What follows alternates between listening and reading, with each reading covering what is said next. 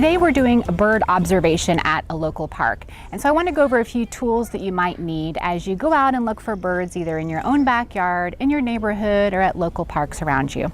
Number one, you'll definitely want binoculars. And I would get, whatever is good for your family price-wise. Binoculars can be very expensive. So you want to get what works for your family, but that you can see birds from quite a bit of a distance, especially if you're going to be in a marshy area or near water. Next, you're going to want some bird books. Now, this one is specific to where we live. These are nice because they're laminated and the kids can take them out. They're not going to get dirty, and it has all the birds for our particular local area.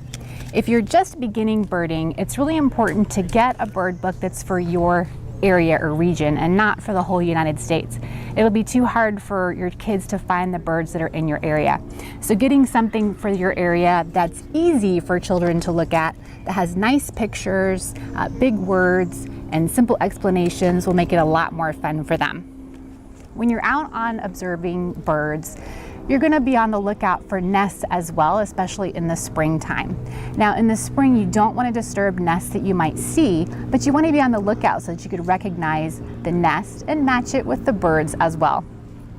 We have a few examples. This particular one is for a red-winged blackbird. You will find these in marshy areas around lakes, rivers, and ponds, and they are actually going to be above the water and attached to cattails or grasses above the water.